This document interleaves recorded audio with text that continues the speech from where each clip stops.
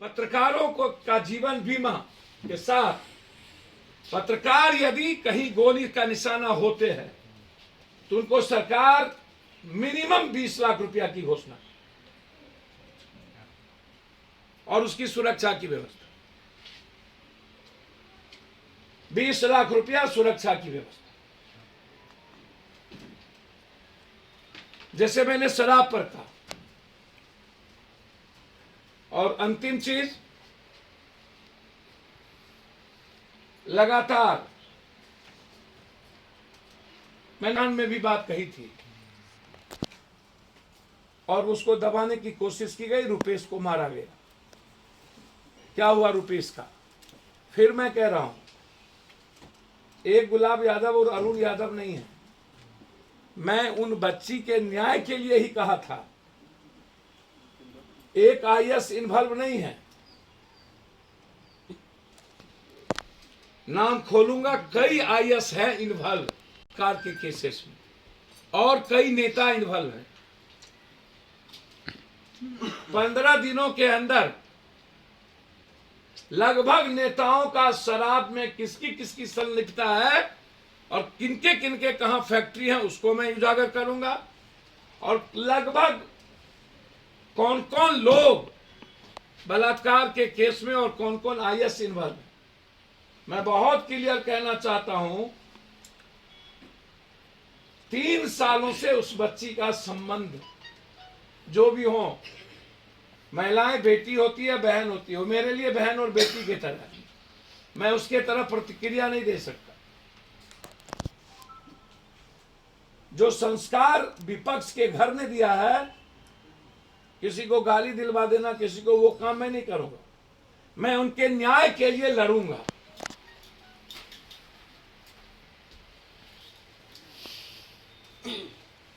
Court में मामला है, मैं चाहता हूं अविलंब कोर्ट निर्देशित करे, यदि उस महिलाओं ने कहा है कि मेरा डीएनए टेस्ट हो, नारायण दत्त तिवारी के तर्क पर उस बच्चे का डीएनए टेस्ट कराया जाए और थाना इन्वेस्टिगेशन करे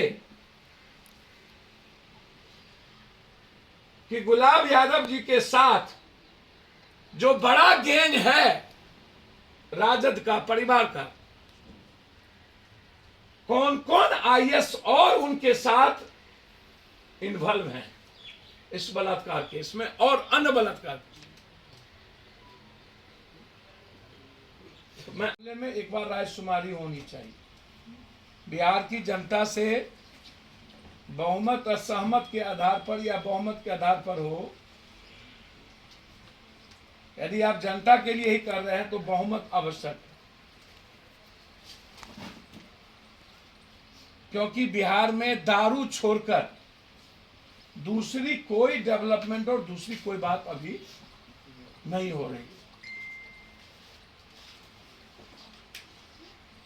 सिर्फ दारू, एक ही एजेंडा सरकार और विपक्ष का बच गया है। अब विपक्ष के अध्यक्ष बोलते हैं, प्रदेश अध्यक्ष भी और नेता भी, एक आदमी कहते हैं कि दारू को फ्री छोड़ दीजिए, एक आदमी कहते हैं मेरे यहां कोई भी दारू नहीं पीता है, जो पिएगा पार्टी से निकाल देंगे। सबसे पहले अपने नेताओं का वो ब्लड टेस्ट कराएं कि वो दारू पीते हैं। ये मेरा चैलेंज है प्रदेश अध्यक्ष को। तो पार्टी से पहले आप जो सीएम कैंडिडेट हैं, आपको ये सबसे ज्यादा दारू वही पीते हैं।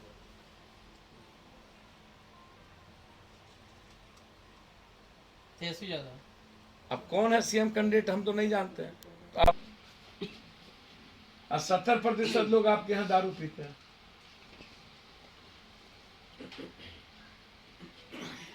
सत्ता पक्ष हो या विपक्ष हो,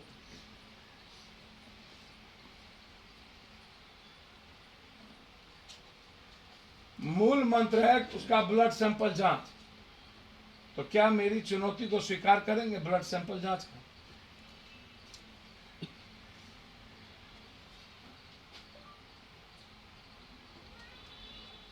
तीसरी चीज इसी में, पुलिस को एक्साइज से अलग करिए एमवीआई से अलग कीजिए, डीटीओ, आरटीओ और ट्रैफिक से अलग कीजिए। पुलिस को सिर्फ सीआरपीसी के रूल्स के तहत काम करने दीजिए। पूरा पुलिस को वसूलने का महकमा दे दिया गया है। एमवीआई का पैसा वही वसूलेंगे, रोडवेज का पैसा वही वसूलेंगे। सभी काम पुलिस ही क्यों कर रही है, मेरा यहां सवाल है, जिसके चलते आज क्राइम बढ़ा है और बहुत बड़े लेवल पर क्राइम बढ़ा है।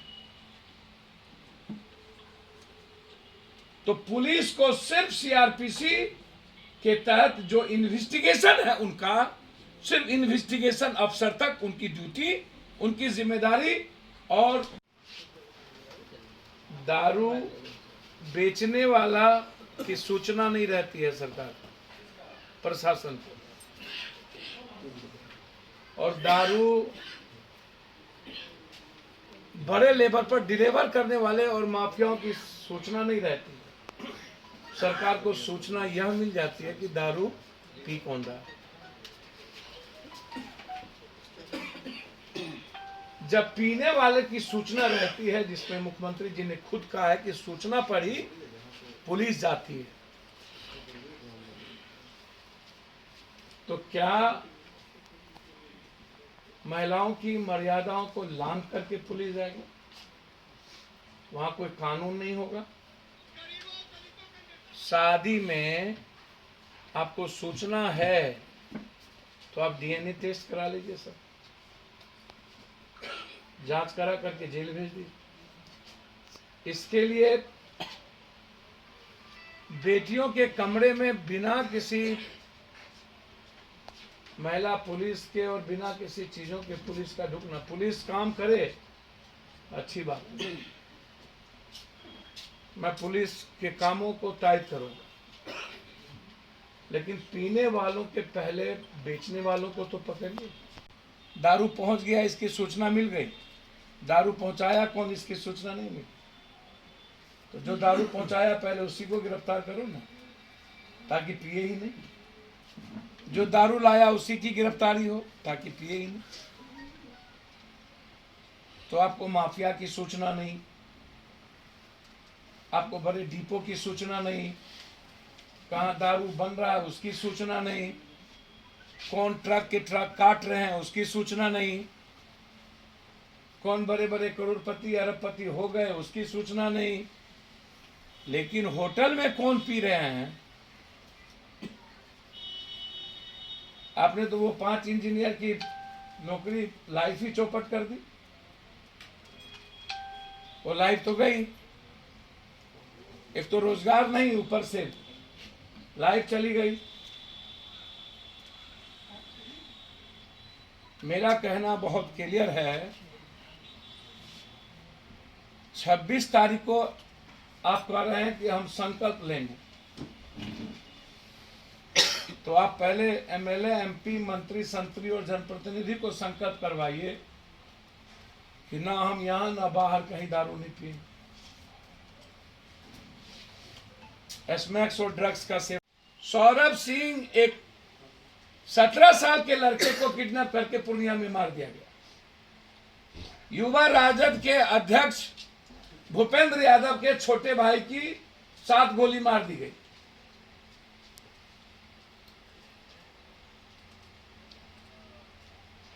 कहीं बुद्धिनाथ झा तो कभी विश्वास।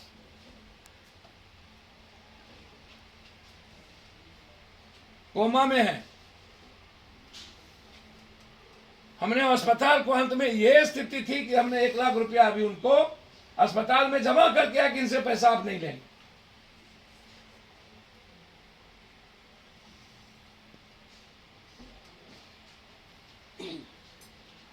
सिवान में 3 बच्चों को उठा के किडनैप करके मार दिया गया और अभी तक सिवान की पुलिस मौन। कल फुलवारी में भोंक दिया गया। पटना में डेली आधा दर्जन से ज्यादा हत्या होती है।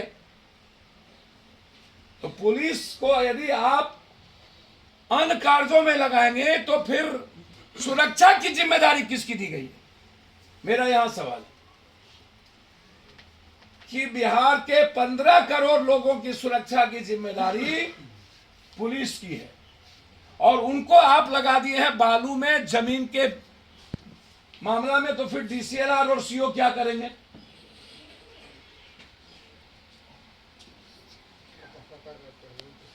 जब आप दारू, जमीन, शराब में पुलिस को लगाए गए हैं,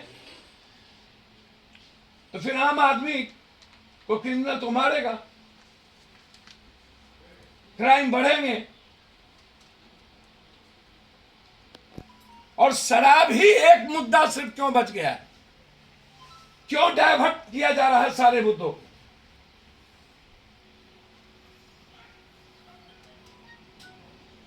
हम मांग करते हैं रायशुमारी की जाए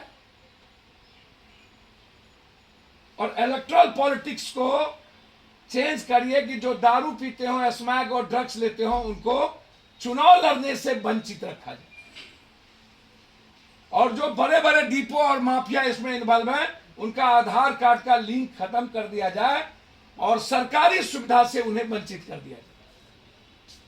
ये मेरा डिमांड है।